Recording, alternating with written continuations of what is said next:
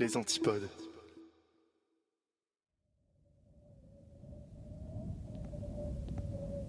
Avant d'aller dormir. Des histoires horrifiques racontées par Yerb et Indigo.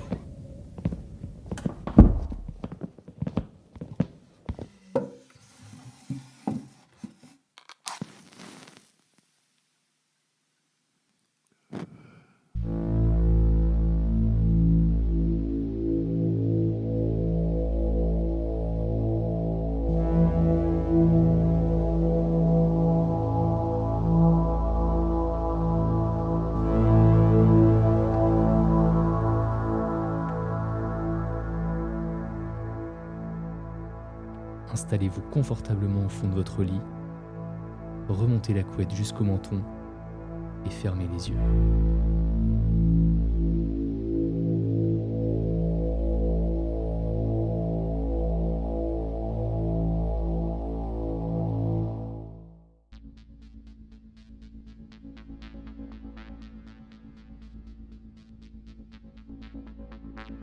Journal de bord de la mission Aurore, jour 25. Aujourd'hui est un grand jour. Il marque le début de ma mission sur Mars. Cela fait 3 bonnes semaines que j'ai décollé de la Lune. Direction cette bonne vieille planète rouge. Je suis enfin arrivé à destination. Je commençais à trouver le temps long, à contempler le vide spatial depuis le hublot de ma couchette. Je vais enfin pouvoir me dégourdir les pattes. Pas fâché de quitter cette boîte de conserve ambulante qui me sert de vaisseau. Il va falloir que je me concentre sur ma mission à présent. 6 mois à vivre seul, en complète autarcie, sur ce gros caillou hostile. Avec pour seule compagnie Maurice, mon robot humanoïde multitâche. Il est censé m'accompagner dans mes différents travaux et m'aider à supporter la solitude. C'est bien cela le sens de cette mission. Prouver qu'un être humain peut survivre seul, coupé de toutes ses attaches, sur une planète étrangère. C'est la dernière étape avant la colonisation planifiée par l'espèce humaine. Les robots bâtisseurs ont déjà préparé le terrain. Ils ont construit un ensemble complexe de plusieurs habitats semi-enterrés permettant, en théorie, d'accueillir près de 10 000 personnes réparties sur plusieurs lieux interconnectés les uns les autres tout autour de la planète. On parle de terraformation hypothétique pour les prochaines générations, si génération il y a.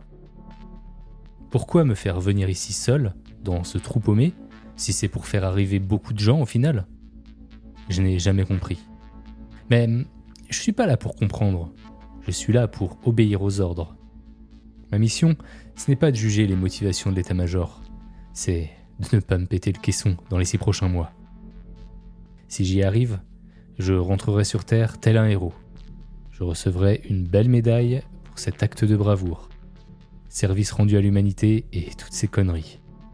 J'inaugurerai 1 ou 2 écoles portant mon nom. Et je m'en retournerai à mes parties de pêche dans mes chères montagnes, loin du tumulte de ces cons d'êtres humains. C'est pour ça qu'ils m'ont choisi. Je préfère être seul. Ça fait 3 jours que je peux voir Mars à l'œil nu. Le petit point n'a eu de cesse de grossir à travers le hublot. À présent, la planète couvre quasiment tout mon horizon. Je vais bientôt amorcer la descente vers la base Alpha, située en plein milieu de Solis Planum. C'est un vaste plateau balayé par des tempêtes de sable épouvantables. Idéal pour tester la survie en milieu hostile. Maurice m'indique que la procédure d'atterrissage est amorcée. Je sens le vaisseau vibrer de toutes parts. Dans quelques instants, je serai sur Mars. Enfin, j'ai hâte. Journal de bord de la mission Aurore, jour 26. Ça y est, je suis sur Mars. La descente a été une expérience à couper les souffles. Tout du long, le paysage martien s'étendait devant moi. Une étendue rougeâtre sans fin, ponctuée de cratères et de montagnes déchiquetées. C'est à la fois magnifique et intimidant. J'ai eu de la chance. Il n'y a pas la moindre tempête de sable pour l'instant. La planète est d'une beauté exceptionnelle. Tout en elle indique un danger évident. C'est comme si elle portait en elle une menace assumée de mort imminente. Elle ne veut pas de l'humanité, mais elle me voudra, moi. Le vaisseau a atterri à l'endroit exact prévu, Dans un trou d'une vingtaine de mètres de profondeur, creusé dans le sol par les robots 3D qui œuvrent depuis 2 ans déjà. Il est à présent bien protégé des intempéries locales. C'est impressionnant ce que les robots ont réalisé en aussi peu de temps. Ils ont construit une véritable ville souterraine, à quelques mètres juste en dessous de la surface. Ils sont partis vers d'autres zones de Mars pour continuer leur construction. Au final, il y aura des routes souterraines permettant de relier les différents sites. En quittant le hangar, j'ai marché dans l'allée centrale en direction des appartements. Ça faisait du bien de retrouver une gravité. J'ai beau me dire qu'elle est bien moins importante que sur la Terre, je l'ai trouvée très confortable après toutes ces semaines passées en apesanteur. Le campement est déjà bien installé. Il y a tout le confort nécessaire. Il y a même une zone pressurisée de plusieurs centaines de mètres carrés dans laquelle l'air y est respirable. Il y a tout ce dont j'ai besoin pour survivre dans cet environnement hostile. Maintenant que je suis ici, installé, je vais pouvoir commencer à me mettre au travail. Demain, je vais faire ma première sortie à la surface. J'ai déjà repéré l'escalier menant au sas de sortie. Avant toute chose, il faut que je règle le curseur humour noir de Maurice. Depuis notre arrivée, il n'a pas arrêté de faire des vannes sur des défaillances dans le système de filtration de l'air, ou encore sur la dépressurisation inévitable de la chambre à coucher. Étant donné qu'il sera mon seul et unique compagnon sur cette planète déserte pour les mois à venir, il va falloir ajuster quelques paramètres. Journal de bord de la mission Aurore, jour 30. Les premiers jours sur Mars ont été à la fois fascinants et éprouvants. Je m'habitue bien à la gravité. Il faut dire que je passe au moins 2 ou 3 heures par jour dans la salle de sport. Hier, j'ai mangé pour la première fois des légumes provenant de la serre. Ce sont mes premiers légumes martiens. Je me demande même si je suis pas le premier homme à manger des aliments qui ont poussé sur cette planète. Dit comme ça paraît un peu dingue. Mais bon, j'ai juste mangé une salade. En tout cas, après autant de semaines à avaler de la nourriture lyophilisée fadasse, ça fait du bien. Le système de recyclage d'eau fonctionne à merveille. Je me demande même si je vais pas prendre une douche. Je suis sorti dehors, j'ai déjà fait 3 sorties. La première à pied et les 2 suivantes en utilisant la Jeep en passant par la passerelle. Le spectacle dehors est fascinant. Il est à la fois très différent de celui sur Terre et aussi tellement proche. Maurice s'avère être un compagnon fiable quand il ne fait pas en permanence des blagues douteuses. Il explore les environs avec une agilité impressionnante. Son œil mécanique scrute chaque roche, chaque grain de sable. Il est en permanence sur le qui-vive, à la recherche de traces de vie ou de ressources précieuses. Journal de bord de la mission Aurore, jour 32. Il n'y a aucune forme de vie ici, rien que des cailloux et du vent. Comment pourrait-il en être autrement ? Mars est inhospitalière au plus haut degré. L'atmosphère est tellement ténue que j'ai souvent l'impression d'évoluer dans le vide spatial. Dans le ciel martien, il n'y a rien de plus qu'une poussière marronâtre déprimante qui cache un soleil tout pâle. Tout autour de moi n'est que désolation. Un désert stérile fait de cailloux ternes. Le sable s'infiltre partout. C'est une véritable calamité.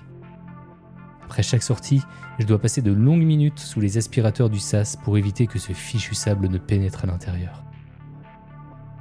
Pour être honnête, je pensais que la gravité serait un problème, mais elle ne l'est pas du tout. Je la trouve même très agréable. Je peux porter des charges lourdes sans difficulté. Je suis le traitement qui m'a été prescrit pour éviter la déminéralisation de mes os. Une piqûre dans la cheville chaque matin. Ce n'est pas si terrible. Il paraît que ça va m'aider à ne pas trop fragiliser mon ossature. Ça, et le sport quotidien. On verra bien. Les communications avec la Terre se déroulent sans accroc. Chaque jour, je prends le temps de partager mes observations et mes expériences avec ceux qui sont restés sur le plancher des vaches. Nous conversons un peu, bien que les délais de réponse limitent plutôt les interactions. À cette distance, il faut environ 5 minutes aux ondes pour arriver sur Terre et 5 autres bonnes minutes pour faire le trajet inverse. Si bien qu'il se passe au moins 10 bonnes minutes entre une question et sa réponse. Il va falloir m'armer de patience. Les 2 planètes sont encore relativement proches l'une de l'autre. Mais Elles vont s'éloigner en suivant leurs orbites respectives autour du Soleil. Les délais de réponse ne vont faire que s'accroître au cours des prochains mois, pour largement dépasser la demi-heure. Et puis, les tempêtes de sable vont perturber les communications. On s'est préparé à ces éventuels désagréments. Je saurai y faire face. Journal de bord de la mission Aurore, jour 33. La solitude commence à se faire sentir, malgré les échanges réguliers avec la Terre. Il n'y a rien de plus désolant que de regarder le ciel martien vide, dépourvu de bleu et de nuages blancs. Les nuits martiennes ne sont pas beaucoup plus enthousiasmantes. L'atmosphère est en permanence obstruée par un nuage opaque fait de poussière en suspension. Par instants, le ciel se dégage un peu, laissant entrevoir une relative clarté. Maurice m'a montré la Terre. C'est un tout petit point dans le ciel. En le contemplant, moi, ici, sur cette planète désolée, j'ai le sentiment d'être tout petit, dans un infini bien trop grand pour moi. La poussière revient inévitablement. Elle cache tout. Elle s'insinue partout. Elle est omniprésente. Journal de bord de la mission Aurore, jour 36. Les journées sur Mars commencent à toutes se ressembler. Une routine monotone faite de sorties, de collecte d'échantillons, de dépoussiérage dans le sas, d'entretien des plantes dans la serre, de repas cuisinés pendant des heures et mangés en quelques instants, de visionnage de films anciens, d'analyse de données, de rapports envoyés sur Terre. Maurice m'aide à supporter la solitude et l'isolement. Je préfère sa compagnie bien davantage à celle de la plupart de mes congénères. Il m'aide à rester optimiste quant à la réussite de ma mission. Je suis déterminé à prouver que l'homme peut survivre et prospérer seul sur Mars, même pendant de longues périodes. Ce qui compte, surtout, c'est de ne pas me laisser aller à l'oisiveté. Il faut que je garde l'esprit concentré. Journal de bord de la mission Aurore, jour 40. Maurice et moi avons découvert une grotte étrange à quelques kilomètres du campement. Jusqu'à présent, toutes mes expéditions s'étaient faites en direction du nord ou de l'ouest. Ce matin, j'avais prévu d'essayer le sud. Et j'ai roulé pendant une bonne dizaine d'heures. La zone était très plate. Aussi, j'ai pu parcourir des distances assez importantes, relativement facilement. On avait convenu avec Maurice de parcourir 4 km maximum avant de s'arrêter et de faire demi-tour. J'allais le faire quand il a remarqué un renfoncement dans la roche à environ 200 mètres sur notre droite. Sacré Maurice, un vrai bijou technologique. On s'est approché et j'ai fini par le voir également. En descendant de la Jeep, j'ai pu me rendre compte de la taille des parois sombres qui entouraient l'entrée. C'était très grand en fait, plusieurs dizaines de mètres de hauteur. J'avais l'impression que la roche avait été taillée. Elle tombait à pic avec une régularité assez déconcertante. C'était curieux parce que les relevés que j'avais n'indiquaient pas de présence d'eau dans le coin. De manière générale, Solis Planum est connu pour être une zone très peu pourvue en eau. Cela a pourtant dû être une zone d'écoulement aux premiers âges de la planète. Je ne vois pas d'autre explication rationnelle. Maurice a analysé des prélèvements de la roche. Aucune trace de sédiment ou de calcite détectée. Pas la moindre trace d'eau. On ne peut pas dire grand-chose de plus à ce stade. Je me suis avancé dans la cavité avec ma lampe frontale, mais assez rapidement, j'ai constaté que je n'étais pas équipé pour aller plus loin. Les roches s'enfoncent dans les profondeurs. Il y a un courant d'air qui passe. Il faut que j'aille explorer dès que possible. Je vais revenir avec le matériel nécessaire. Qui sait ce que nous pourrions trouver dans ces profondeurs cachées. Journal de bord de la mission Aurore, jour 42. Je sais pas ce qui m'a pris. Je suis retourné à la grotte avec le matériel nécessaire. Je suis descendu dans la cavité, aidé de 5 petits drones pour cartographier les contours. Maurice est resté en haut, près de la Jeep. On communiquait par radio. En fin de compte, je suis descendu en rappel sur seulement une dizaine de mètres avant de poser les pieds sur un sol dur et plat. J'ai allumé plusieurs petites lampes de manière à chasser toute obscurité. J'étais dans une grande pièce caverneuse. Il y avait devant moi une sorte de couloir étroit, haut de 2 mètres environ. Je m'y suis engouffré sans vraiment savoir ce que je faisais. J'ai marché pendant un bon quart d'heure, Devant et derrière moi, les drones éclairaient le passage. Un faux plat descendant. La roche était toute lisse, comme si elle avait été érodée par le lit d'une rivière souterraine. Un vent frais balayait ma combinaison. Le passage a fini par déboucher sur une immense caverne, au plafond de plus de 20 mètres de haut. Les drones balayaient frénétiquement la pièce gigantesque. J'ai allumé plusieurs autres lampes, de manière à m'assurer de ne pas être dans l'obscurité. En plein milieu de la pièce, il y avait un énorme cristal noir brillant, comme du quartz. Il devait faire un bon mètre de hauteur, et presque autant de diamètre. Je suis resté pendant de longues secondes, sans bouger, ahuri. Comment un tel objet pouvait se trouver là ? C'était comme si quelqu'un ou quelque chose l'avait placé ici. En fixant l'énorme cristal devant moi, j'avais l'impression qu'il respirait. C'était curieux, c'était comme s'il prenait du volume et en perdait de manière régulière, à la fréquence d'un battement de cœur. Je ne comprenais pas ce que je voyais. Quand je cessais de le fixer, j'avais l'impression qu'il se déplaçait dans ma vision périphérique. Mais quand je posais à nouveau mes yeux dessus, il n'avait pas bougé d'un centimètre. Les lumières émises par les drones se reflétaient sur les différentes facettes du gros cristal, créant de multiples reflets qui se projetaient de manière erratique sur les parois de la caverne. Je ne sais pas ce qui s'est passé. Est-ce que j'ai été étourdi par quelque chose ? Mais j'ai perdu connaissance. Mais pas comme si je m'étais évanoui. J'ai fermé les yeux parce que ma tête me tournait un peu. Quand je les ai ouverts à nouveau, je me trouvais allongé sur le sol de la caverne. Le gros cristal n'avait pas bougé. Il était toujours là. J'ai regardé ma montre pour constater avec effroi que j'avais perdu connaissance pendant plus de 20 heures. Qu'est-ce qui s'est passé pendant tout ce temps ? J'en ai pas la moindre idée. Je me suis précipité vers la sortie, laissant les drones et les lampes sur place.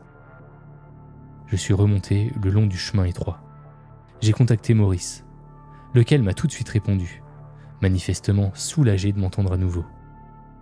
Ma réserve d'oxygène commençait à baisser de manière alarmante. Après avoir escaladé la paroi rocheuse, je me suis de nouveau retrouvé dehors. Maurice était là. Il me tendait une cartouche d'air. Je l'ai machinalement connectée à ma combinaison. J'ai demandé à Maurice ce que j'avais fait pendant tout ce temps. Il s'est contenté de me dire que la communication s'était interrompue pendant près de 20 heures. Il allait en référer à l'état-major quand la communication a de nouveau été rétablie. J'avais littéralement passé la nuit dehors. On est rentré. J'ai mis un certain temps à reprendre mes esprits. Je viens d'envoyer mon rapport à la Terre, en m'excusant pour mon silence, restant assez évasif quant à mon aventure dans la grotte. Je verrai tout à l'heure s'ils ont répondu. Qu'est-ce que j'ai vu là-bas ? Pourquoi j'ai perdu connaissance ? Qu'est-ce qui s'est passé pendant ces 20 heures ? Pourquoi Maurice a mis autant de temps à réagir à mon silence ? Journal de bord de la mission Aurore, jour 43.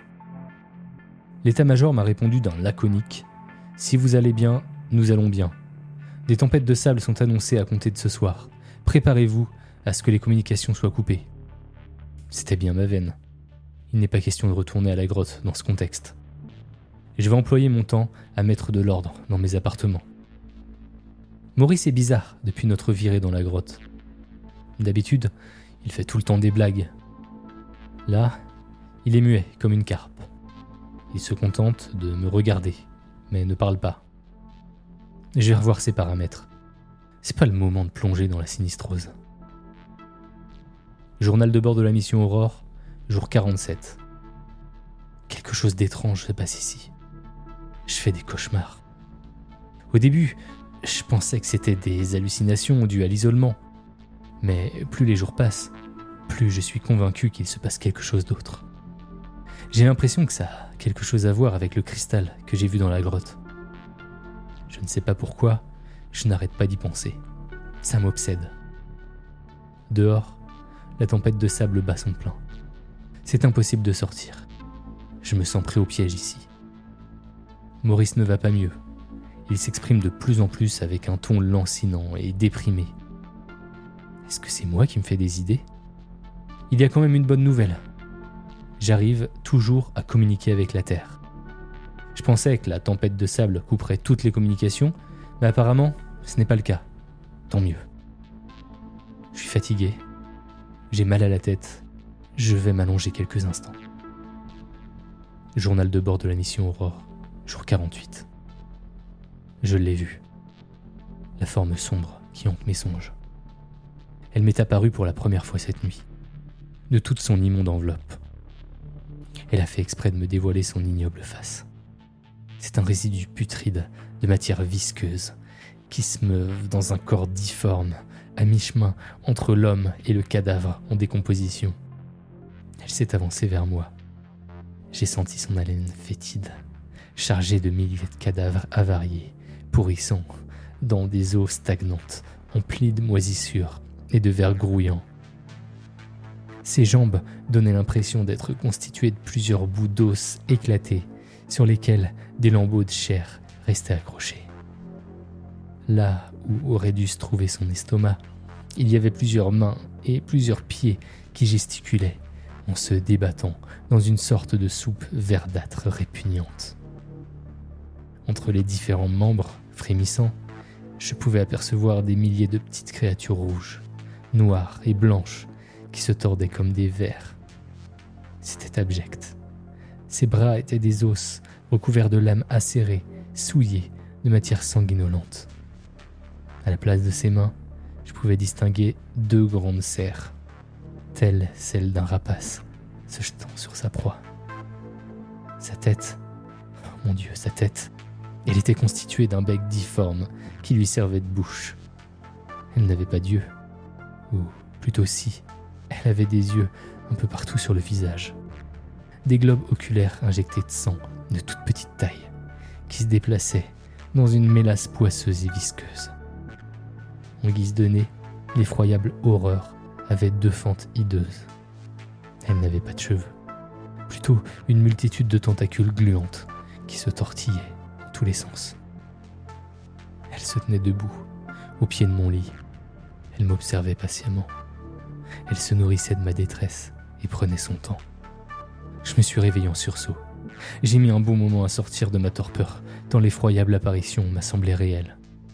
Encore maintenant, je n'arrive pas à ôter de mon esprit la certitude que cette entité maléfique existe et qu'elle est venue pour moi. Je n'ai pas osé en parler dans mon message à l'état-major. Je dois faire une dépression liée à l'isolement. Je ne vois pas ce que cela pourrait être autrement. Je vais me ressaisir. Il le faut. Je me suis préparé à cette éventualité. Il faut que je trouve ce qui cloche avec Maurice. Lui seul peut me redonner le moral. Il continue de s'enfermer dans une mélancolie agaçante. Journal de bord de la mission Aurore, jour 52. La tempête sévit toujours dehors. Impossible de sortir. Mes cauchemars me fichent la paix depuis l'affreuse apparition il y a quelques jours. Ça fait du bien. Je dors mieux. Je commence à retrouver du tonus. Ma petite déprime est passée. Maurice s'est remis à parler. Il a même repris sa bonne vieille habitude de sortir des blagues douteuses sur l'air conditionné.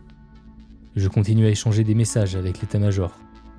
Il m'encourage à poursuivre la mission et à rester actif. C'est agréable d'entendre des voix humaines, de me sentir connecté avec la Terre, même si je suis très loin. La personne qui me parle d'habitude a dû prendre quelques jours de congé, parce que je reconnais pas sa voix. Peu importe. Maurice m'indique que la tempête de sable ne faiblit pas. On va devoir s'armer de patience. Journal de bord de la mission Aurore, jour 55. Les cauchemars sont revenus. Je croyais m'en être débarrassé, mais il faut croire que ma déprime est plus sévère que ce que j'avais pensé. La forme sombre se rapproche toujours un peu plus, à chaque apparition. Dans la journée, je sens sa présence. Par instants, j'ai l'impression qu'elle m'observe, tapie dans les recoins de la pièce où je me trouve. Pourtant, quand je tourne mon regard, je ne vois rien. Mes échanges avec la Terre sont devenus de plus en plus étranges. Les réponses à mes messages se font attendre longtemps et, quand elles arrivent, elles semblent de plus en plus dénuées de sens ou d'émotion. Est-ce possible que mon humeur influence leurs réponses à ce point ? Est-ce plutôt moi qui interprète différemment leurs réponses ? Est-ce le protocole de l'état-major pour tester ma résilience ? Je commence à ressentir un profond sentiment de solitude et d'isolement. J'ai l'impression de flotter dans un vide intersidéral. loin de toute forme familière. Il faut vraiment que je me reprenne. Je vais tâcher de me changer les idées aujourd'hui. La déprime, c'est dans ma tête. Les monstres, ça n'existe pas. Maurice est retourné dans son mutisme. Il est étrangement silencieux et apathique. Ses mouvements sont devenus plus lents. C'est comme s'il était sous l'emprise d'un virus informatique. C'est curieux, mais je ressens la même aura malveillante qui l'entoure que celle tapie dans les recoins. Mon esprit me joue des tours. Il faut que je reste lucide. Je dois me garder de donner trop de crédit à mes émotions. Je crains de tomber dans la paranoïa. C'est un symptôme évident de la solitude prolongée. Mon esprit a besoin d'être stimulé pour ne pas trop gamberger. Journal de bord de la mission Aurore. Jour 60. Les jours s'égrènent, comme ces fichus grains de sable qui balayent le sol martien depuis des jours et des jours. Mon esprit s'étiole de plus en plus. Il est pareil à un navire qui sombre dans les abysses de l'océan rouge infini qui recouvre cette maudite planète. Les cauchemars qui hantent mes nuits ne se contentent plus de m'effleurer. Ils s'ancrent dans les méandres de mon âme et y creusent des sillons ténébreux. Chaque instant passé me rapproche toujours un peu plus de la forme hideuse qui hante mes pensées. Inexorablement, elle prend possession de ma conscience éveillée. Ses tentacules fétides s'enroulent autour de moi. Elles distillent leur venin et propagent la démence dans les recoins les plus intimes de mon être. Je lutte. Oh, comme je lutte. Mais chaque battement de cœur me rapproche un peu plus du précipice de ma propre folie. Journal de bord de la mission Aurore. Jour 62. Maurice n'est pas épargné par cette funeste déliquescence. Ses circuits se sont grippés dans les méandres de l'obscurité qui nous enveloppe, lui et moi. Sa voix a changé. Elle résonne à présent dans mon crâne comme un écho étouffé, teinté de désespoir et de désolation. Se peut-il qu'il ait une âme et que l'horrible créature s'en repaisse ? Les communications avec l'état-major deviennent chaque jour plus étranges. J'essaye de garder l'esprit clair et enjoué dans mes messages, ne m'apesantissant pas sur mes états d'âme. Pourtant, les réponses qui me sont apportées sont pleines de vacuité. J'ai l'impression qu'elles sont rédigées par des esprits égarés dans les limbes de l'au-delà. Qu'est-ce que je raconte ? Je délire. Il n'y a d'au-delà que cette étendue rocailleuse et stérile au-dessus de ma tête. Je peine à discerner la frontière entre réalité et illusion, entre ce qui est et ce qui n'est pas. L'isolement m'affecte plus que ce que j'avais imaginé. Je me demande si je dois en faire part à l'état-major. Je réécoute mes derniers messages et je me rends compte qu'ils sont plutôt maussades. L'état-major s'est probablement déjà rendu compte de mon état émotionnel. C'est sûrement pour ça que ses réponses ont changé. Journal de bord de la mission Aurore, jour 64. La tempête de sable n'en finit pas. Dans l'obscurité qui s'étend sur mon âme tourmentée, la présence indéfinissable se tient à mes côtés. Elle me submerge de toute sa malveillance. Elle aspire mon être pour s'en repaître. Elle est insatiable. Elle en veut toujours plus. Je lutte pour ne pas sombrer dans le néant. Ce serait si simple de m'y abandonner. Il me suffirait de sortir dehors et d'attendre que Mars me recouvre de ses bras glaciaux. La tentation est grande, si grande. Je dois tenir bon. Je dois résister à cette emprise démoniaque qui cherche à m'engloutir tout entier. Il faut que je chasse de mes pensées la sensation des tentacules visqueuses en serrant mon cou. Il faut que j'évacue de mon cerveau les visions de la forme grotesque qui aspire goulûment mes espoirs à travers ses cheveux visqueux et son bec ensanglanté. Journal de bord de la mission Aurore, jour 66. Les grains de sable du sablier se détachent un à un et tombent dans un silence pesant. Ils s'écoulent comme le temps entre mes doigts. Je crains que bientôt il ne soit trop tard pour revenir à la lumière. Les journées se succèdent, monotones et lugubres. J'entends les bruits étouffés des machines qui comblent le silence pesant des couloirs déserts. Chacun de mes pas résonne comme le martèlement d'un glas funèbre. L'ombre sinistre me suit. Elle s'agglutine autour de moi. Je sens son poids sur mes épaules fatiguées. Elle me parle à l'oreille de son infâme bec. Elle me raconte des histoires sinistres dans lesquels je vois mes tripes bouillir sur la surface de Mars, aspirées par le vide glacial. Elles me montrent des façons originales de souiller le potager de mon propre sang ou de m'arracher le cœur à main nue. Maurice, mon pauvre Maurice. Sa silhouette métallique se tord sous l'emprise de forces invisibles. Ses circuits grésillent, tels des braises mourantes, dans la nuit éternelle qui nous enveloppe tous les deux. Par instants, je crois percevoir une lueur de lucidité dans ses yeux à moitié clos. Mais elle finit par s'éteindre rapidement, engloutie par les ténèbres qui ont gagné. Journal de bord de la mission Aurore, jour 68. Les messages qui me parviennent de la Terre semblent émaner d'une autre réalité, déformée et grotesque. Les mots se tordent dans des configurations impossibles. Je lutte pour garder le contact avec l'état-major. Je m'accroche à nos communications. J'en ai besoin pour garder un lien avec la réalité, pour ne pas sombrer complètement dans la folie. Le sablier s'est brisé. Je contemple les grains de sable rouge éparpillés sur le sol. Il faut que je tienne. Il faut que je sois plus fort que l'abîme béant qui s'ouvre sous mes pieds. Journal de bord de la mission Aurore. Jour XXX.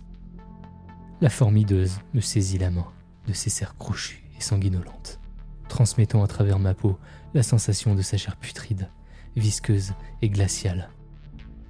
Un frisson d'horreur parcourt mon être, alors que je sens mes dernières forces céder sous son emprise impie. Je lutte désespérément.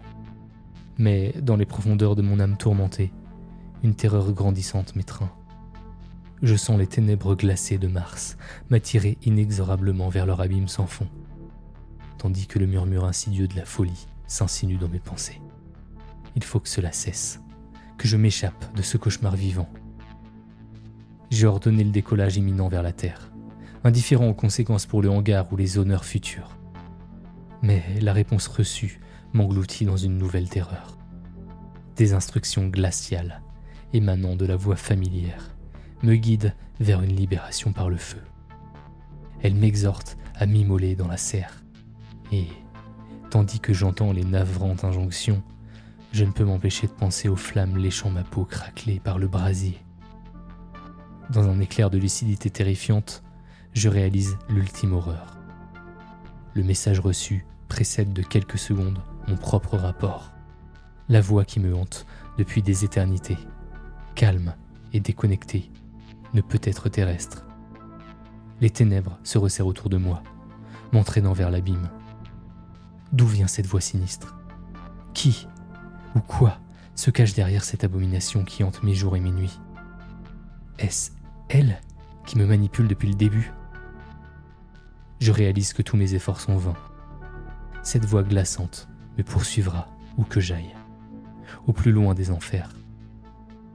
Je m'affale sur la chaise et contemple le vide martien à travers le hublot. L'ignoble forme me fait face, ses yeux gluants me fixant de toute leur cruauté. Elle me tourne alors le dos et s'en va en direction de la serre. Je pose un dernier regard sur Maurice, immobile à jamais, et m'en vais la rejoindre.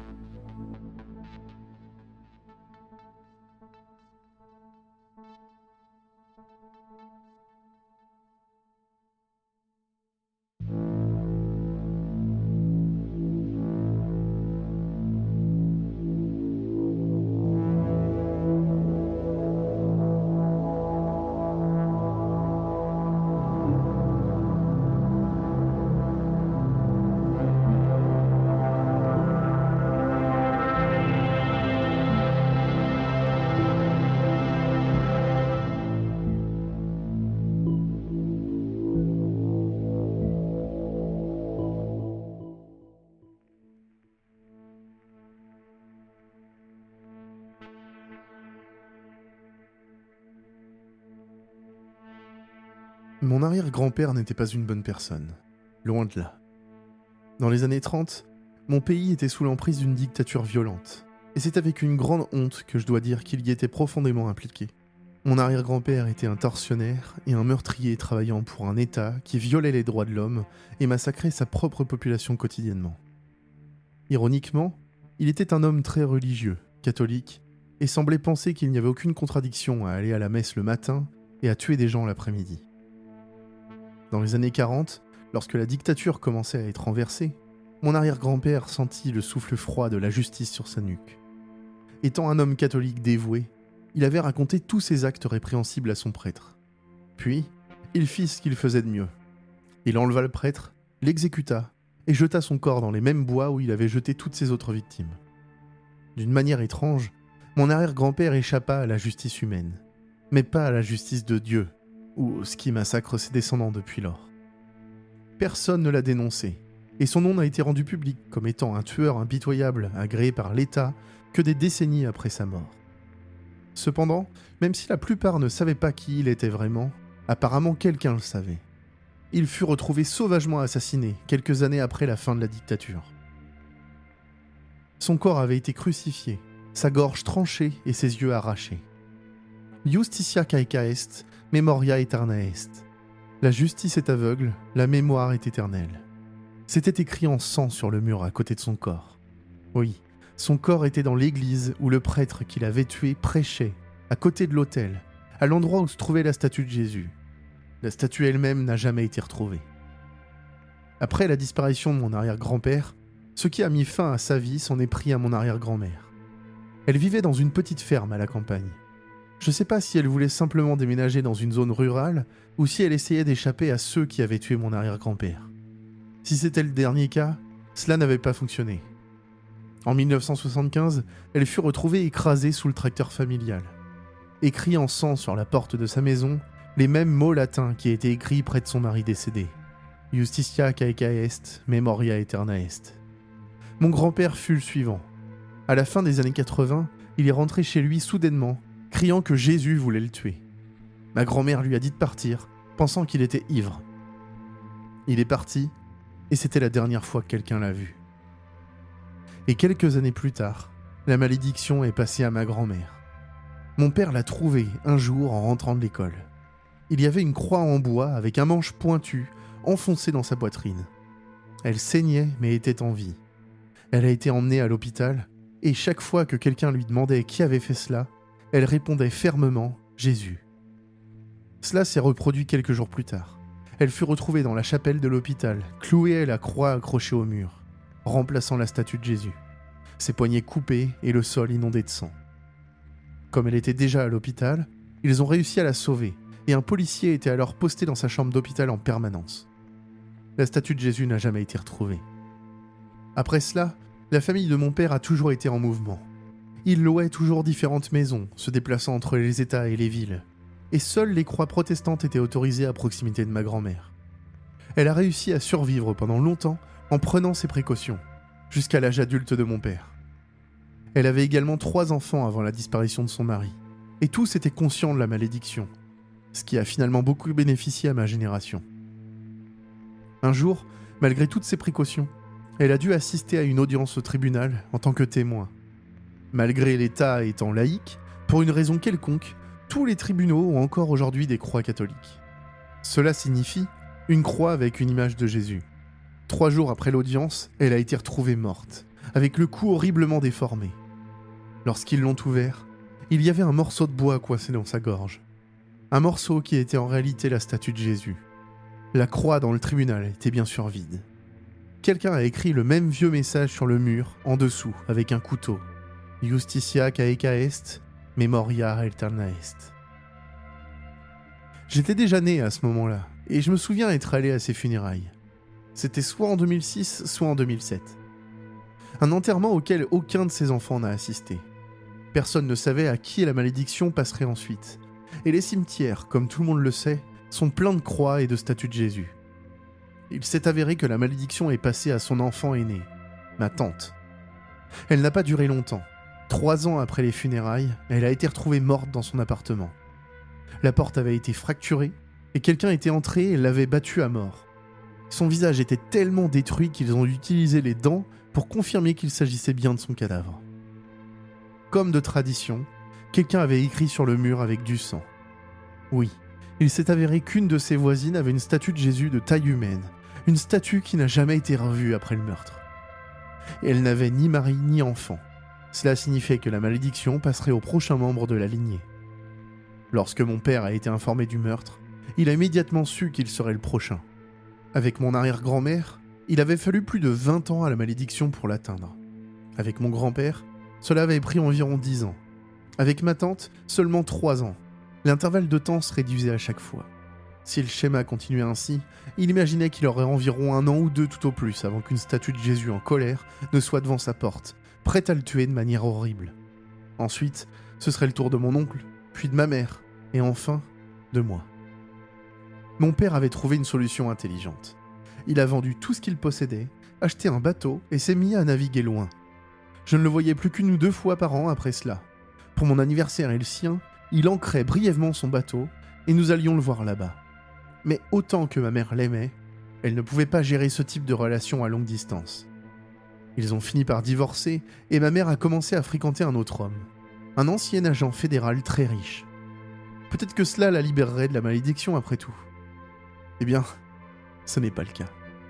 Je ne sais pas comment mon père est mort, mais quand il a cessé de se montrer, nous avons supposé que Jésus l'avait attrapé ou quelque chose d'aussi terrible lui était arrivé. Quoi qu'il en soit, quand mon oncle a été retrouvé crucifié au plafond de son bureau, avec le message Justitia Caeca Est Memoria Aeterna Est gravé sur sa poitrine, nous savions 2 choses. 1. Mon père était mort. 2.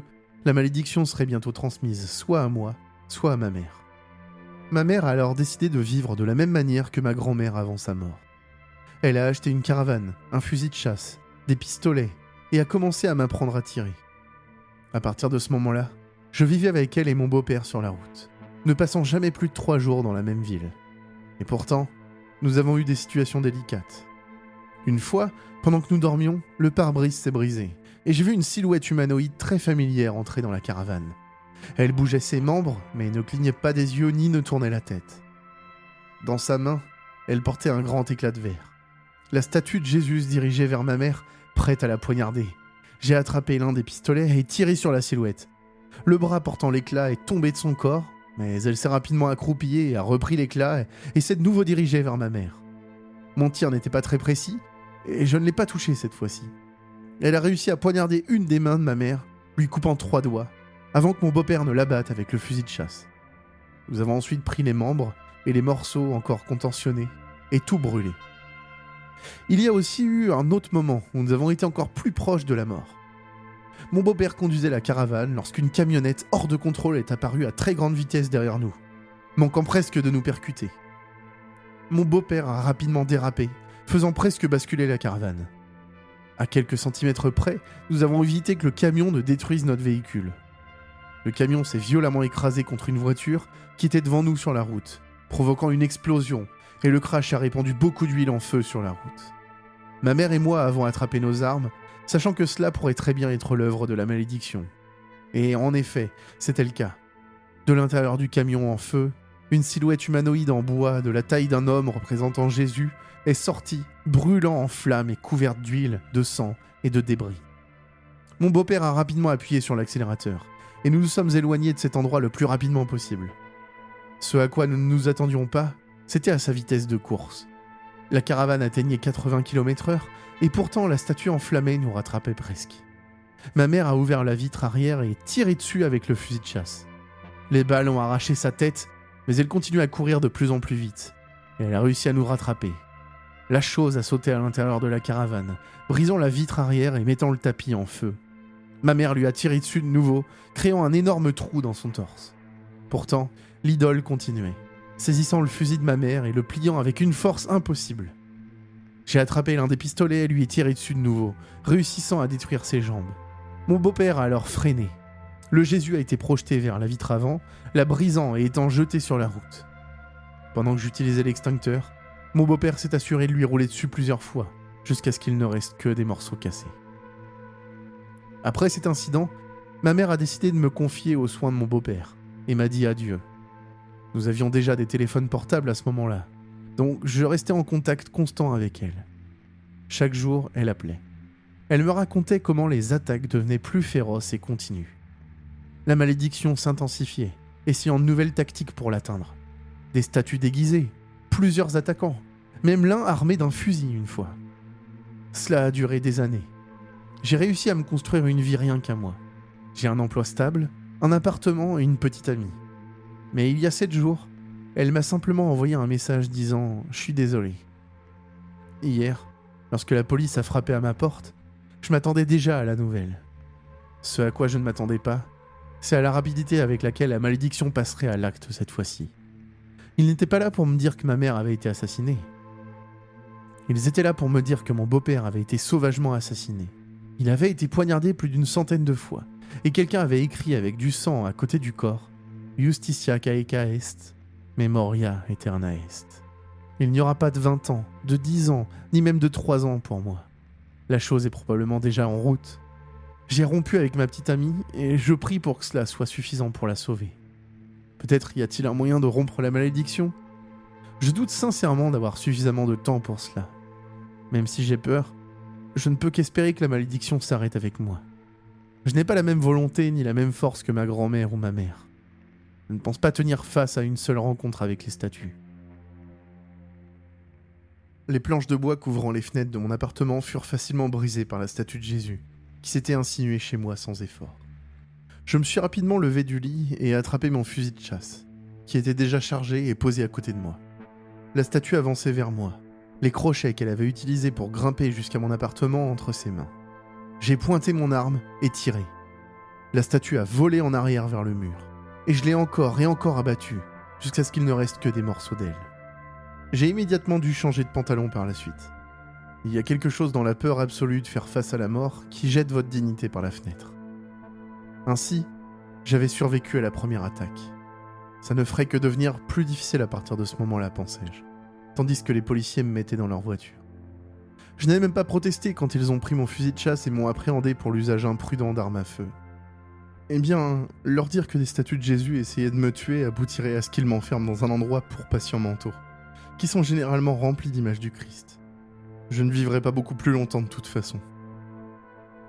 Ils m'ont enfermé dans une petite cellule individuelle à l'arrière du commissariat et m'ont dit de rester tranquille pour les 2 prochains jours environ pendant que mon cas était en cours de traitement. Je n'avais pas d'avocat et je ne m'en souciais pas suffisamment pour essayer d'en engager un à ce moment-là. Ça serait inutile. Il y avait un petit crucifix avec un petit Jésus dans le couloir de ma cellule.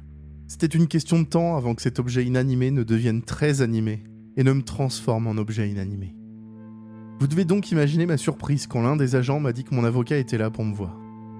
Je lui ai informé que je n'avais pas d'avocat, mais la policière m'a dit que quelqu'un l'avait probablement engagé pour moi. Je lui ai demandé si elle était sûre que l'avocat n'était pas une statue de Jésus déguisée, mais elle a juste ri.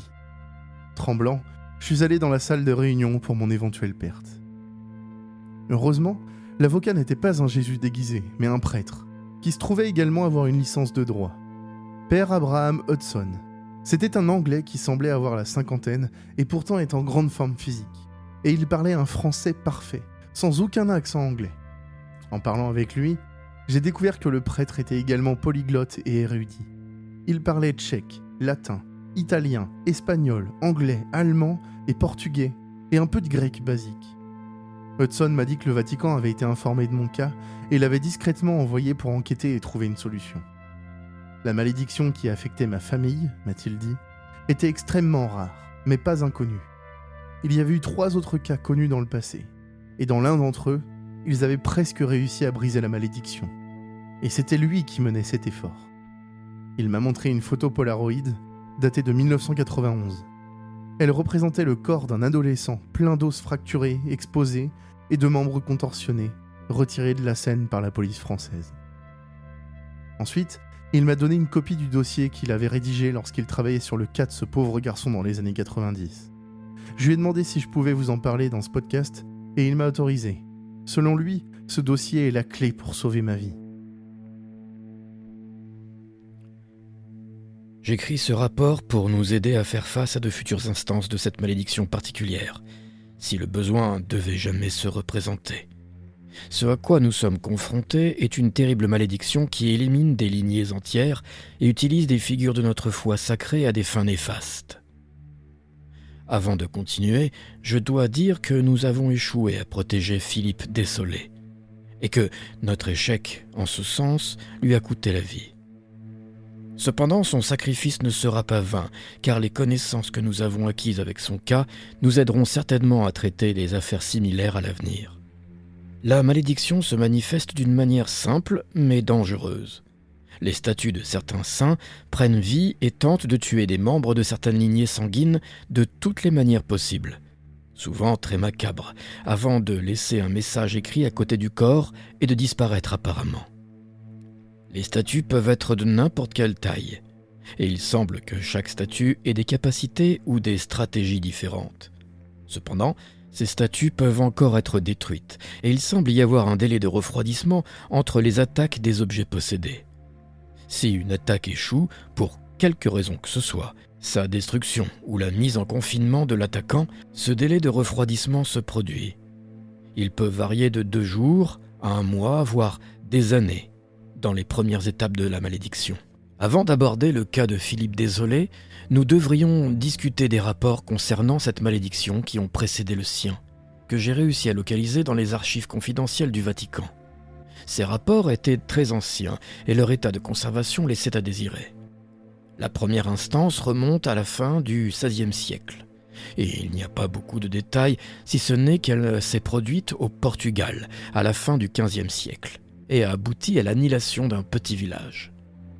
Moi et d'autres prêtres, plusieurs d'entre eux portugais, avons passé beaucoup de temps à rechercher des informations à ce sujet, mais nous n'avons rien trouvé. Probablement que les documents, s'ils ont jamais existé, sont depuis longtemps perdus ou détruits. La deuxième instance connue de la malédiction s'est produite à Prague, au début du XVIIe siècle. Le rapport dit simplement qu'un cardinal spécialisé dans le traitement de la sorcellerie noire a été envoyé de Rome à Prague pour aider à traiter une malédiction qui terrorisait une famille de boulangers, impliquant des statues de Jésus prenant vie. Nous disposons de quelques informations supplémentaires à ce sujet, mais j'ai dû faire un peu de recherche in situ. Je suis allé à Prague et j'ai passé plusieurs semaines dans les bibliothèques locales à la recherche d'informations. Le récit était devenu quelque chose comme une vieille légende oubliée. Il n'y avait que quelques mentions dans les livres très anciens. Le plus récent était un livre de fables pour enfants publié en 1914. J'ai trouvé au total 4 versions de l'histoire. J'ai analysé toutes les versions et j'ai tenté de trouver des éléments communs en privilégiant les versions les plus anciennes. Et j'espérais ainsi me rapprocher le plus possible de la vérité en faisant cela. La malédiction a été infligée à la famille d'un boulanger appelé Pavlíček, du quartier de Nové Město. Les raisons de cela ne sont pas bien connues, mais j'ai trouvé des mentions de pain de sciure vendu dans son établissement, bien qu'il soit improbable que quelqu'un soit maudit pour un tel sort à cause de cela. Pavlíček a été retrouvé rôti dans son propre four, et quelqu'un a écrit sur le mur de la boulangerie « Fata Haereticorum », le destin des hérétiques. Notamment, une statue de pierre de Jésus qui résidait sur la place à côté de sa boulangerie a disparu, et des témoins affirmaient avoir vu la statue entrer dans la boulangerie vers la fermeture. C'est ma théorie personnelle qu'il pourrait être protestant, ce qui pourrait être la raison pour laquelle il a été maudit. Car le protestantisme était en hausse à l'époque, mais était extrêmement rejeté par la dynastie des Habsbourg. En tout cas, ce n'est qu'une théorie religieuse. Quoi qu'il en soit, Pavlíček a été la première victime de la malédiction, cette fois-là, mais pas la dernière. Le fils de Pavlíček a repris sa boulangerie, c'est-à-dire jusqu'à une quinzaine d'années plus tard, quand il a été retrouvé mort dans la boulangerie. Les sources divergent sur la manière dont il a été tué exactement. Certains disent qu'il a simplement été retrouvé étranglé à mort avec un chapelet à l'intérieur de sa boulangerie. D'autres disent qu'il a également été écartelé avec un hachoir. Quoi qu'il en soit, la nouvelle statue de Jésus, installée après que la première ait disparu, a également, elle aussi, été perdue. Ensuite, les Pavlíček ont déménagé leur boulangerie dans un autre quartier. Ils ont déplacé leur boulangerie dans le quartier de Staré Město. Mais la rue où ils auraient déménagé, Podvodníková cesta, semble ne plus exister, car je n'ai trouvé aucun enregistrement à ce sujet. Là-bas, les Pavlíček découvrirent que ce n'était pas leur ancienne boulangerie qui était maudite, mais leur famille. 7 ans après le meurtre précédent, la veuve du dernier boulanger fut retrouvée sauvagement assassinée dans une église locale. La statue de Jésus avait disparu et la pauvre femme avait été clouée sur le crucifix au mur. L'une de mes sources affirme qu'elle avait également été décapitée et que sa tête avait été exposée sur l'autel de l'église. Mais les autres ne confirment pas cette information. Ce que toutes les sources confirment, c'est que Fata Aereticorum avait été gravée sur sa poitrine. La statue de Jésus de cette église était introuvable. À ce stade, la famille s'est rendue dans une église locale et suppliée pour obtenir de l'aide. Les gens les évitaient, craignant d'être maudits eux aussi, et leur entreprise sombrait dans les dettes, car personne ne voulait leur vendre de blé ou de viande, et personne ne voulait acheter quoi que ce soit à la famille maudite. L'archevêque a demandé au Vatican d'envoyer un spécialiste en bris de malédiction, et le Vatican a envoyé un cardinal. Bien que rien d'autre ne soit confirmé, il existe en effet une lettre dans les archives du Vatican de l'archevêque de Prague demandant de l'aide pour faire face à une malédiction de statue affligeant une famille. Donc, même si nous ne pouvons pas vérifier la véracité de la plupart de l'histoire, nous savons au moins que l'appel à l'aide existait. Maintenant, la fin de l'histoire devient confuse, et nous ne savons pas avec certitude ce qui s'est passé. Les sources les plus récentes affirment que le prêtre du Vatican a réussi à sauver la famille, passant 7 jours et 7 nuits dans un rituel d'exorcisme, ce qui lui a coûté un œil. Aucun autre membre de la famille n'a péri de la main d'une statue de Jésus, mais ils étaient tellement traumatisés par tous ces événements qu'ils ont décidé de quitter la ville, et personne ne les a revus depuis. À mon avis personnel, cette fin est probablement mensongère, car je suis certain que le cardinal aurait écrit un rapport détaillé s'il avait vraiment perdu un œil dans un exorcisme.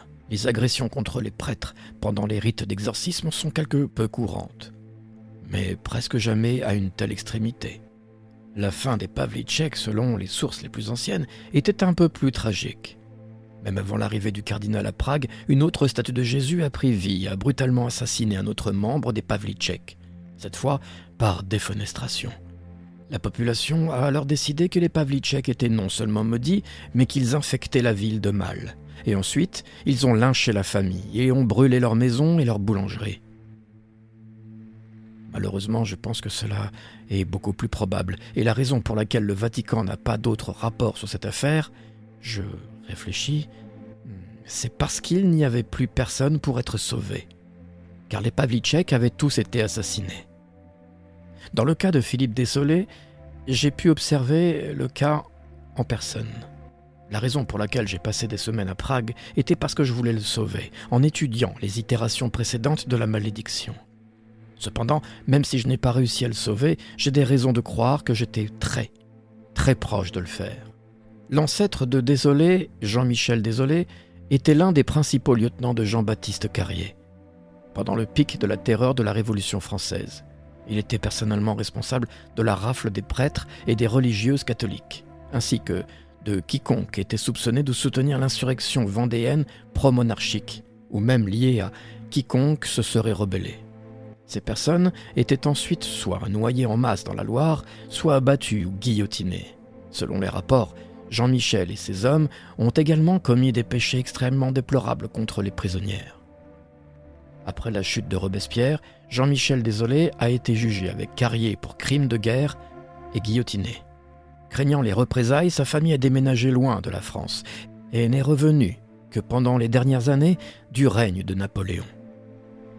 Apparemment, l'une des raisons qui les a poussés à retourner à Paris était qu'en vers 1813, l'un de leurs membres de la famille a été retrouvé brutalement assassiné dans la ville où il vivait actuellement. Mais je n'ai pas pu trouver beaucoup de détails sur cette mort. En 1821, un autre membre de la famille Desolé a été retrouvé mort. Dans ce cas, j'ai pu localiser le rapport original dans les archives de la préfecture de police de Paris. Clotilde Marie Desolé, fille de Jean-Michel Desolé, travaillait en vendant des fleurs dans la rue lorsqu'elle a été poignardée à mort par une personne déguisée en Vierge Marie. Cet agresseur a écrit « Iustitia pro Vendée » avec le sang de Clotilde Marie, avant de sauter dans la Seine et de disparaître. Les témoins étaient tellement choqués et effrayés qu'ils n'ont rien fait, probablement victimes d'une forme d'effet de spectateur. En 1826, un autre membre de la famille Desolé a été tué par une personne déguisée en la Vierge Marie dans un champ de lavande du sud de la France. Bien que cette fois je n'ai pas pu trouver la cause du décès ni l'endroit exact où cela s'est produit. Ensuite, les délais se sont raccourcis. En 1828, un autre désolé a été retrouvé mort, cette fois noyé dans une flaque après une nuit de forte pluie. Iustitia pro Vendée avait été écrit à la craie sur la porte de sa maison. Et en 1829, un autre décès est survenu lorsque Marinette Desolé a été assassinée par une personne déguisée en la Vierge Marie, qui l'a tuée de ses propres mains en lui brisant le cou. Cependant, cette fois, un policier nommé François Delacroix était là. L'officier a poursuivi le meurtrier, mais à sa grande surprise, lorsqu'il l'a attrapé avec sa matraque, il a découvert qu'il avait frappé une statue de la Vierge Marie qui bougeait comme si elle était vivante. La statue s'est enfuie et Delacroix l'a poursuivie, mais quand la statue a tourné au coin de la rue, elle a disparu. Delacroix a rédigé un rapport détaillé de la préfecture de police de Paris, mais il a été jugé fou et sa licence a été révoquée. En 1832, 3 autres décès ont lieu, dont l'un extrêmement brutal, impliquant 2 désolés, qui ont été démembrés, puis recousus pour former un seul cadavre humain horrible. La police a tenté d'enquêter sur l'affaire, mais en vain. Il semble que Delacroix a décidé de mener sa propre enquête. La plupart des informations concernant Jean-Michel Desolé avaient été perdues après qu'une foule en colère a envahi la Convention nationale et a soit volé, soit brûlé les dossiers concernant le procès des Désolés, lors de l'insurrection du 12 Germinal en 1795.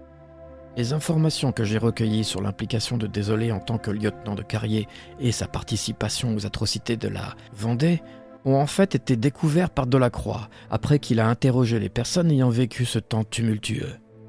Le fait est que la famille Desolé, qui était très nombreuse, Jean-Michel ayant 13 enfants et chacun de ses enfants ayant au moins un enfant, ne connaissait pas l'implication de leur ancêtre dans la terreur. Ces informations avaient été cachées par la défunte épouse de Jean-Michel Desolé, qui était probablement aussi la première victime de la malédiction. Ensuite, Delacroix, qui au cours de son enquête s'est impliqué sentimentalement avec un membre de la famille Desolé, et craignant d'être lui-même maintenant une victime possible, a envoyé des lettres à l'église demandant de l'aide. L'église a envoyé un exorciste italien que Delacroix identifie simplement comme le père Giuseppe, pour aider à résoudre la malédiction. Après plusieurs tentatives d'exorcisme infructueuses et 4 morts violentes de plus, le père Giuseppe a trouvé un moyen de sauver la famille. Une fois par an, la famille devait se rendre à l'endroit où les victimes de leurs ancêtres détestables avaient été enterrées et s'excuser. Ils ont réussi à le faire, mais l'heure de ce voyage, la malédiction a frappé comme jamais auparavant et 5 membres de la famille ont été tués en l'espace d'1 semaine.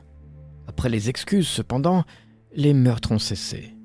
Delacroix lui-même a été assassiné, mais sa veuve a conservé son journal. Il était stocké dans la cave des Désolés. En sautant dans les années 1970, pour une raison quelconque, les Désolés ont cessé de pratiquer le rituel de visiter la Loire. La plupart des informations de cette partie proviennent d'entretiens que j'ai menés avec Philippe Désolé. Peut-être qu'après les manifestations de mai 68, la famille a décidé qu'il s'agissait d'une tradition dépassée, issue d'une légende oubliée. Quoi qu'il en soit, lorsque j'ai découvert comment mettre fin à la malédiction, Philippe était déjà mort. En 1977, Jeanne Désolé, la grand-mère de Philippe, a été retrouvée pendue au plafond. Elle avait été mutilée de manière brutale et la statue a écrit « Iustitia pro Vendée » sur le sol, parmi ses restes. Puis, en 1985, Maurice Désolé, le père de Philippe, a été retrouvé mort de froid. Il avait été mis dans le congélateur de la famille et la porte avait été enchaînée. La phrase « Iustitia pro Vendée » avait été écrite à la craie sur le congélateur. Et en 1989, Christine Désolé, la mère de Philippe, a été retrouvée décapitée dans son lit. La phrase « Iustitia pro Vendée » avait été écrite avec son sang sur le mur au-dessus de son lit. Jusqu'à ce moment-là, Philippe et la police traitaient l'affaire comme une sorte de culte meurtrier ou de tueur en série. L'affaire d'Issei Sagawa était encore fraîche dans l'esprit des Parisiens, lorsque Philippe a à peine survécu à une attaque par une petite figurine en bois de la Vierge Marie. Il est venu chercher de l'aide à l'église. À l'époque, j'étudiais des sujets non liés à l'Institut catholique de Paris, et l'un de mes supérieurs m'a envoyé pour aider Désolé. Nous l'avons placé dans notre salle la plus sécurisée au sous-sol, d'une de nos églises près de Paris, qui était utilisé comme bastion pendant le Moyen-Âge, et j'ai personnellement engagé une équipe de sécurité pour le protéger pendant que nous cherchions un moyen de le sauver de la malédiction. Mais je dois dire que j'ai commis une grave erreur et que j'ai complètement échoué à aider Philippe. Je suis allé au Portugal, puis à Prague, et j'ai passé des mois à chercher des moyens de le sauver en examinant le passé. Je me suis tellement concentré sur le passé que je n'ai pas vu ce qui était juste devant moi depuis le début. Après avoir survécu pendant 2 mois à des attaques de statues déchaînées de la Vierge Marie, y compris quelques frayeurs très proches, Philippe a décidé de rentrer chez lui et de mourir dans la dignité. Il m'avait donné une clé de sa maison pour que je puisse la fouiller à la recherche d'indices. Mais je ne l'ai pas fait.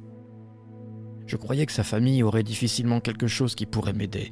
Et quand je suis revenu, et que j'ai enfin regardé autour de sa maison et trouvé le journal, il avait déjà été assassiné. Alors que je terminais la lecture du rapport, j'ai regardé le père Abraham Hudson et l'air Mercier. Je savais maintenant ce que je devais faire et où je devais aller. Je devais juste attendre encore 2 jours et je serais libre de le faire. Les journaux de Delacroix ont dit que lorsque la famille désolée est allée s'excuser dans la Loire, la malédiction a frappé comme jamais auparavant. Je savais que cela pouvait m'arriver, mais je n'imaginais pas à quel point. Le 2e jour de ma détention, alors que j'attendais que Hudson assure ma libération, j'ai dû aller aux toilettes. Après avoir terminé mes besoins, j'ai été reconduit dans ma cellule provisoire, située au bout d'un couloir claustrophobe de cellules vides. Et puis, alors que je marchais, les lumières se sont éteintes. La gardienne qui m'accompagnait a allumé sa lampe de poche et a indiqué le couloir, éclairant le chemin vers ma cellule. J'ai fait demi-tour, et lorsque je me suis approché de la porte de cellule déjà ouverte, j'ai entendu quelque chose tomber par terre derrière moi. La lumière a disparu. Je me suis retourné. Les lumières au plafond ont commencé à clignoter, tandis que j'entendais le générateur du commissariat être mis en marche à l'extérieur du bâtiment. L'officier qui m'accompagnait était étendu par terre, le sang coulant de son œil, gémissant de douleur. Un homme en uniforme de police se tenait à côté de lui, immobile, un couteau de cuisine goûtant dans sa main. Non, pas un homme, une statue de Jésus-Christ. Je suis rapidement entré dans l'une des cellules, alors que les pas se rapprochaient rapidement, et j'ai cherché la porte pour trouver un verrou que je pourrais activer pour garder la chose à l'extérieur. Bien sûr, cela n'a pas fonctionné et je n'avais pas la clé. La statue a poignardé ma main à travers les barreaux, et j'ai instinctivement reculé vers l'arrière de la cellule, l'adrénaline m'empêchant de ressentir la plupart de la douleur. J'ai serré ma main pour arrêter le sang. Ce n'est que plus tard que j'ai réalisé qu'il me manquait maintenant un petit doigt. Les lumières se sont rallumées, et j'ai vu le regard serein et sans émotion de Jésus, alors que la statue se rapprochait de moi. Et puis, 3 coups de feu. La statue est tombée par terre, ses membres se contorsionnant et se brisant encore plus dans le processus. Dieu merci, c'était une statue en porcelaine. La gardienne, couvrant toujours son visage ensanglanté, m'a dit de fuir avant leur retour et qu'elle me croyait maintenant. Seulement quelques heures plus tôt, j'avais essayé de lui dire comment les statues de Jésus essaieraient de me tuer, ainsi que quiconque se mettrait sur leur chemin. Elle m'avait traité de fou furieux et de sataniste. Je suppose que des statues de Jésus qui essaient de vous tuer ne sont pas si difficiles à croire quand elles sont effectivement là, à essayer de vous tuer. Heureusement pour moi, le reste du commissariat semblait être vide, alors j'ai pu facilement sortir. Qu'est-il arrivé aux autres policiers ? Je préférais penser qu'ils étaient sortis pour réparer l'éclairage, et pas que plusieurs policiers étaient morts à cause de moi. Dehors, il faisait encore sombre, mais je savais que le soleil allait bientôt se lever. Dès que je suis arrivé dans la rue, une voiture m'a heurté. Je suis tombé au sol, tout mon corps meurtri, ma tête battant et mes oreilles bourdonnant. J'étais toujours catatonique lorsque le conducteur est sorti et m'a traîné par les cheveux jusqu'à la voiture. Une autre statue est sortie du véhicule et a ouvert le capot. Bien que la voiture soit garée, le moteur avait été laissé en marche. La statue conductrice a attrapé mes cheveux et a pressé le côté gauche de mon visage contre le moteur. Et je dois dire, rien ne m'a jamais fait autant mal que ça. La statue a tiré ma tête en arrière, et quand elle était prête à brûler le côté droit de mon visage, j'ai entendu un coup de feu. Et puis j'ai été soudainement projeté en arrière sur le sol. J'ai entendu une portière de voiture s'ouvrir, un nouveau coup de feu, et puis quand j'ai ouvert mon dernier œil, j'ai vu le père Hudson, le fusil toujours à la main, venir vers moi et m'aider à me relever. Il m'a dit que le tribunal avait approuvé ma libération, mais que ce n'était pas le moment d'en parler. Nous devions nous rendre à la plage où mon arrière-grand-père avait l'habitude de jeter les corps, et ce dès que possible. Je me suis assis sur le siège passager de la voiture du père Hudson, et il a mis des pansements sur ma main pour arrêter le saignement. J'ai jeté un rapide coup d'œil à mon reflet dans le miroir, pendant que le prêtre commençait à conduire. Peu importe combien de chirurgies coûteuses je subirais, que je ne pourrais jamais payer en premier lieu, je ne me débarrasserai jamais de ces cicatrices horribles. Mon œil gauche s'était littéralement fusionné avec ma peau. J'ai pleuré de douleur, demandant comment le Christ pouvait être si cruel. Le père Hudson a dit que ces statues meurtrières n'avaient rien à voir avec Dieu ou ses créations. À son avis, cette malédiction était une création satanique de prêtres qui n'étaient pas capables de pardonner à ceux qui les avaient tués. Et ainsi, ils ont rompu leurs vœux chrétiens, provoquant la malédiction démoniaque qui avait détruit tant de vies. Comme le dit la Bible, même le diable aime se déguiser en ange de lumière. Je ne sais pas s'il avait raison, si les statues sont en fait des démons ou des manifestations d'un dieu cruel, ou peut-être que les deux n'existent pas, mais que la malédiction existe. En fin de compte, cela n'avait pas d'importance. Ce qui importait, c'est que je devais affronter les erreurs du passé de ma lignée et faire amende honorable. Soudain, j'ai remarqué un camion qui suivait la voiture et prenait de la vitesse. Hudson a commencé à aller plus vite en réponse. Bientôt, nous roulions à 120 km/h dans une rue où la limite était de 70. Nous avons perdu le camion, mais nous n'avions pas le temps de célébrer car le père a perdu le contrôle de la voiture et nous avons fait des tonneaux sur la route avant de finalement heurter l'arrière d'un bus. La voiture était morte, mais nous étions vivants. Nous avons abandonné la voiture et avons décidé de continuer le reste du chemin à pied, sous les jurons du chauffeur de bus qui était sorti de là pour nous insulter. Nous n'avions pas le temps de nous excuser, alors nous avons simplement couru vers la plage. Après quelques minutes de course comme je n'en avais jamais fait auparavant, et que, d'une manière ou d'une autre, Hudson courait comme s'il s'agissait d'une simple course du samedi, je pouvais déjà sentir la brise de mer et le sable atteindre ma peau endommagée. Mais il n'y avait pas de temps pour se plaindre de la douleur. Alors que nous traversions la dernière rue et que nous posions enfin le pied sur le sable, j'ai entendu un coup de feu au loin. Immédiatement après, Abraham m'a attrapé et s'est jeté avec moi sur le sol. Il m'a dit que c'était un fusil de chasse. Je lui ai demandé comment il le savait, et il m'a dit qu'il avait été formé à plusieurs armes en raison de ses activités de chasse aux démons. Avant que je puisse poser d'autres questions, j'ai entendu un autre coup de feu et j'ai vu la balle perforer le sable à moins d'1,50 m de moi. Je devais me déplacer rapidement. Hudson m'a dit de continuer, alors qu'il se relevait fermement, saisissant son fusil et courait aussi vite qu'il le pouvait vers la direction d'où venaient les coups de feu. J'ai ensuite entendu des tirs, à la fois du fusil de chasse et du fusil, avant qu'ils ne s'arrêtent tous les deux. Je me suis relevé et j'ai titubé dans la direction où je savais que mon arrière-grand-père avait jeté les corps. Après la chute de la dictature, lorsque ces crimes sont enfin devenus publics, certains des lieux de dépôt des cadavres ont été révélés au public, et de petites croix cérémonielles y ont été installées. Des croix cérémonielles qui, heureusement, ne portaient aucune image de Jésus. Du moins, c'est ce que je pensais. En approchant de l'endroit, une clairière parmi les buissons et les palmiers, j'ai vu une croix, avec une figure de Jésus. J'ai observé alors l'image qui se détachait de la croix et commençait à courir vers moi. C'était une petite. Le Jésus de 30 cm a d'une manière ou d'une autre sorti un petit couteau et a commencé à me couper la jambe. J'ai rapidement attrapé la statue et l'ai brisée membre par membre jusqu'à ce qu'elle ne puisse plus bouger. Je me suis approché du cimetière et j'ai vu une plaque gravée des noms de plusieurs victimes. La plupart d'entre eux, sans aucun doute, tués par mon arrière-grand-père. Derrière moi, j'entendais le camion qui nous poursuivait précédemment à travers les rues de la ville s'écraser dans le sable de la plage et ses portes s'ouvrir. J'ai regardé en arrière.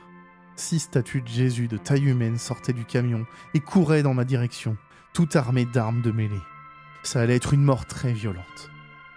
Alors, je me suis agenouillé devant le mémorial et j'ai présenté mes excuses pour les actes de mon arrière-grand-père. Je me suis excusé pour tout ce qu'il avait fait et j'ai promis que ces crimes ne seraient jamais pardonnés ni oubliés. Que tant que je vivrai, je viendrai là chaque année et je m'excuserai. Non seulement comme une excuse, mais pour m'assurer que la mémoire de ceux qui sont morts à cause de ces actions ne serait pas oubliée. J'avais des doutes que ça fonctionnerait, mais ça a marché. Quand j'ai regardé à nouveau, les statues de Jésus avaient disparu et seul le camion restait. J'ai vu le père Abraham Hudson revenir vers moi. Son bras saignait et il l'avait attaché avec son surplis comme un garrot. Sans aucun doute, il avait été blessé par balle. Je l'ai remercié avec ma dernière force restante. À l'horizon, le soleil se levait enfin. J'étais enfin libre. Je me suis allongé sur le sol et j'ai regardé le ciel dégagé. Pour la première fois depuis des années, je pouvais me reposer sans crainte.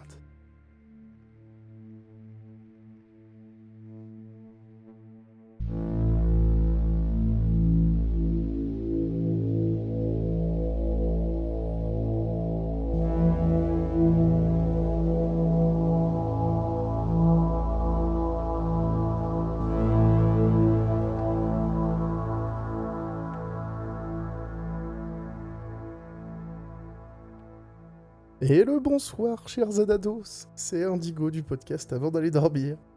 Ce soir, je suis seul au micro pour cet outro. Comme vous le savez, si vous nous suivez depuis un petit moment, on adore les déménagements, Yop et moi. Yop est sur quelque chose d'énorme. Le mieux, c'est qu'il vous en parle lui-même, il vous a laissé un petit message que je diffuse tout de suite. Bonsoir, c'est Yop. Bon, alors une fois n'est pas coutume, on attaque encore la rentrée avec un déménagement. Écoutez, moi je viens tout juste de sortir mon micro du carton et j'enregistre dans mon nouveau studio. Alors la pièce est encore un peu vide. J'espère qu'il n'y a pas trop de réverbération. En tout cas, c'est déjà champ max. Je suis plutôt content. J'espère aussi que vous avez passé un bon moment pendant cet épisode. Il y a de bonnes chances que vous l'ayez écouté avant moi. En tout cas, merci. J'en profite pour remercier Indigo par message interposé vocal. Merci à toi, Indigo, d'avoir tenu les rênes. J'espère que t'as pas tout cassé, que t'as pas fait un épisode concept juste avec des clavecins ou un truc comme ça. Enfin bref, j'ai quand même hâte de l'écouter. En tout cas, je vous fais des bisous à toutes et à tous. Promis, je serai là pour le prochain épisode. Salut! Merci Yop, et bon emménagement dans ton studio. Au programme de cet épisode 52 que vous venez d'écouter, un grand merci à Nemombe pour son histoire Au loin sur Mars. C'était incroyable, encore une fois. Un merci aussi à Madgamara Alt 3 sur Reddit pour son histoire des statues de Jésus. Je remercie également Dan qui a prêté sa voix dans cette histoire. Je sais pas si vous vous rendez compte, mais à un moment donné, il a fallu envoyer un message à Dan en lui disant « Coucou Dan, est-ce que tu pourrais faire la voix d'un prêtre avocat ?» Bref, ce genre de phrase chelou qu'on a que dans le podcast. Alors, je sais qu'on arrive à la fin de l'été. On est le 31 août quand cet épisode sort. Peut-être que vous écoutez ça plus tard, ça c'est pas grave. J'ai une reco pour vous. Si vous avez un petit moment à passer, installez-vous confortablement devant la télé. C'est un film qui s'appelle The Sadness, un film taïwanais de 2021 qui a été réalisé par Rob Jabaz, qui est dispo sur Prime Video. Alors, couchez les enfants, éteignez les lumières, débarrassez la table, bref, éloignez les enfants de la télé et ne mangez pas devant ce film. J'ai mis ça sans trop savoir à quoi m'attendre et j'ai été choqué. Ça m'a fait le même effet que Saw ou Human Centipede la première fois que je les ai vus. Bref, The Sadness, c'est gore, c'est dur, c'est sans limite. Vous êtes prévenus.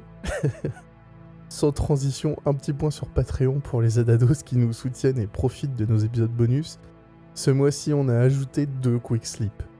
Alors, on a eu des super retours. Donc, si vous aussi, vous appréciez le Quick Sleep 55 qu'on a diffusé en juillet parce que j'avais une otite qu'on n'a pas fait d'épisode, foncez sur Patreon pour découvrir tous les contenus bonus qui vous attendent.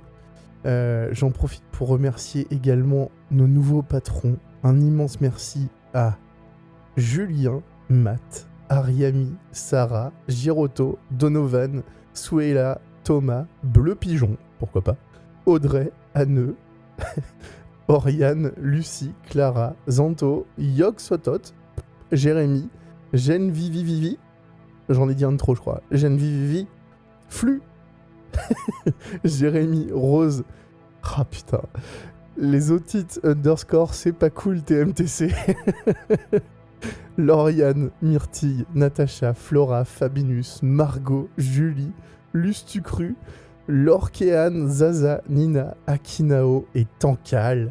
Merci à vous. Je reconnais en plus des pseudos là-dedans, ça fait plaisir de vous voir parmi les patrons et patronnes. Bienvenue à vous.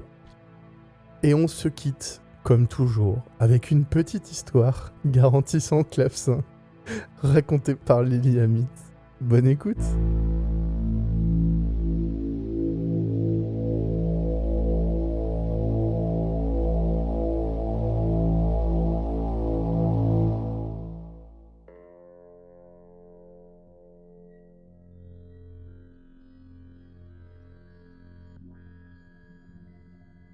Les gens veulent toujours des réponses.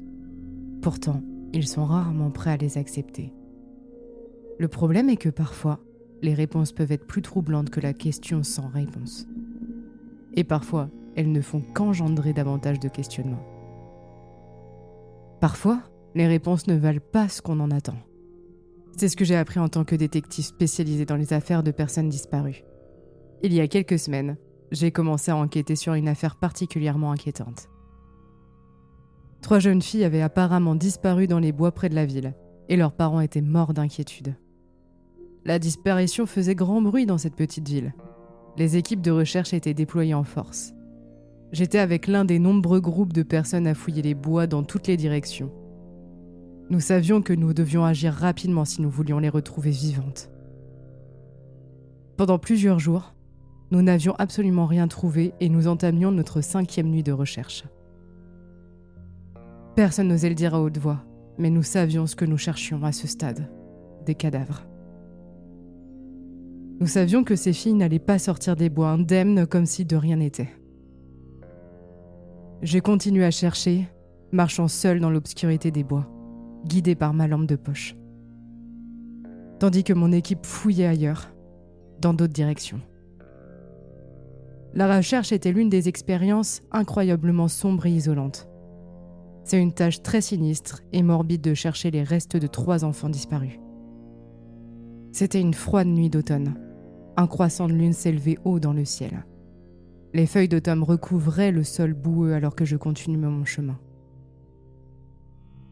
Soudain, j'ai entendu un bruit étrange. On aurait dit un doux chant au loin. Je me suis retournée dans tous les sens, mais je n'ai rien vu dans le labyrinthe d'automne aux couleurs orange, jaune et marron. En espérant que ce soit peut-être les jeunes filles, j'ai crié « Police! Avez-vous besoin d'aide ?» Il n'y a eu aucune réponse. Je suis restée là, silencieuse un moment, avant de reprendre ma marche. J'ai alors remarqué quelque chose de très bizarre devant moi et je suis allée l'inspecter. C'était ce que je pourrais décrire comme une arche faite de branches et de feuilles. Elle formait un ovale de la taille d'une personne qui pourrait y passer. La formation semblait être naturelle plutôt qu'artificielle.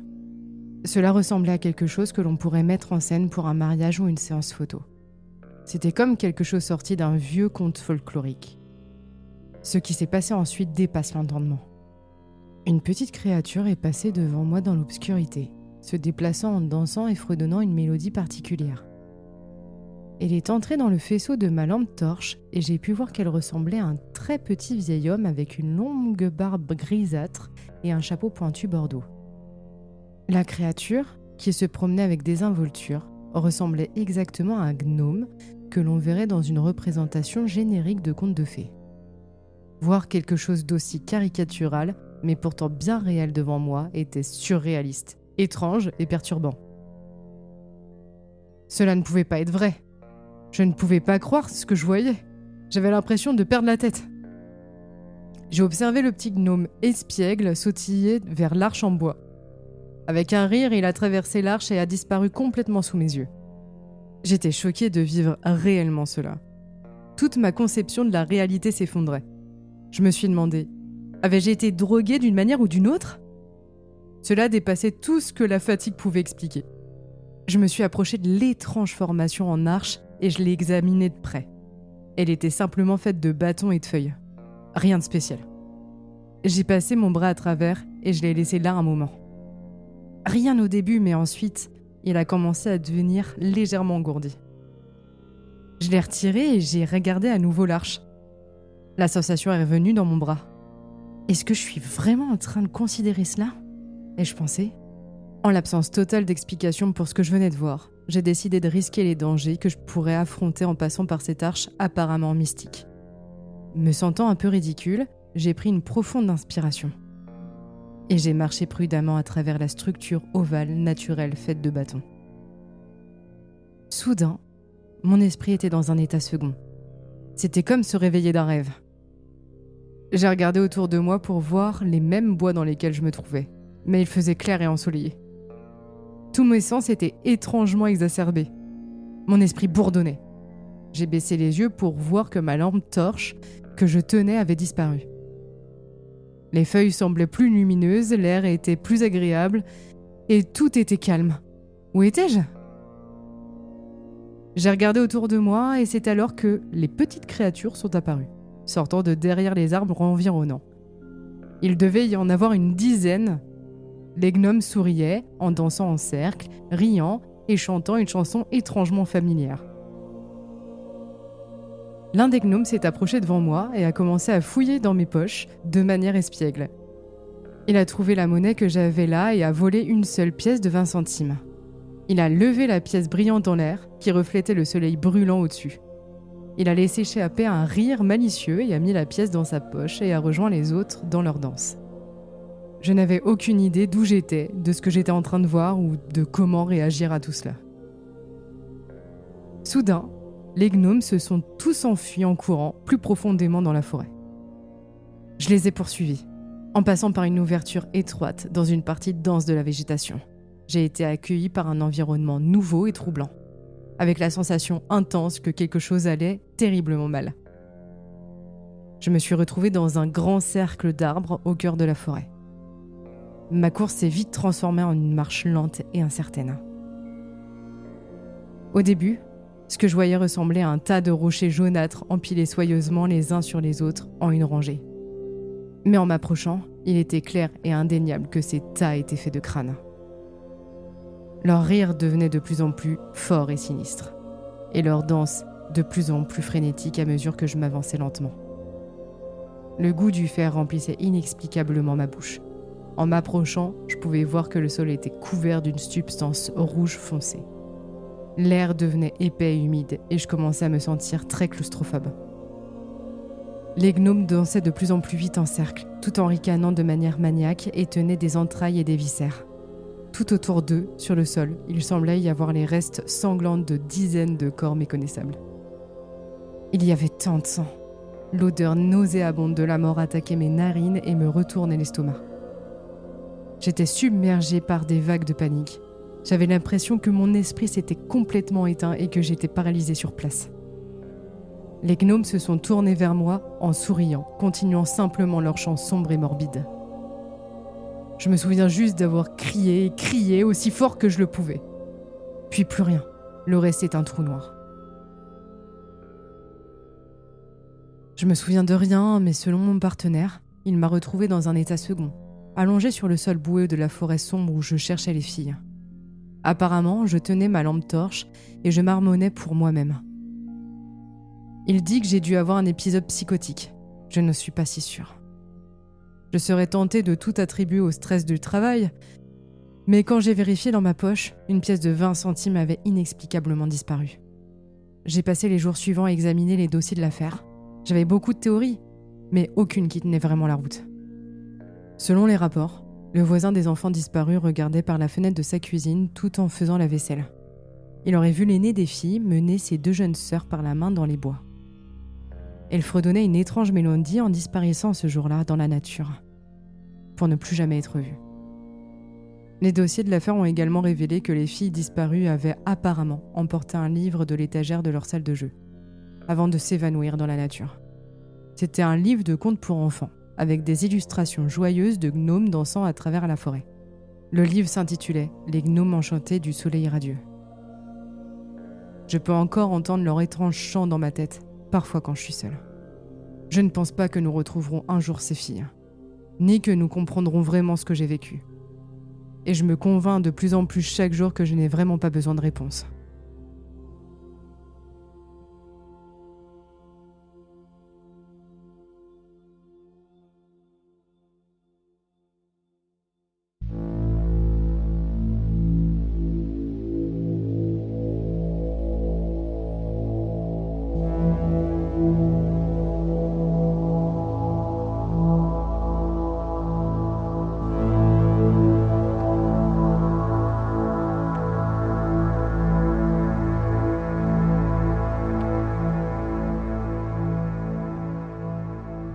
il est maintenant temps de trouver le sommeil.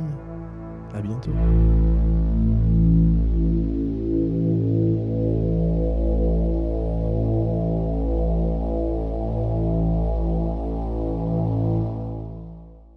Oui, j'ai menti pour les clavecins.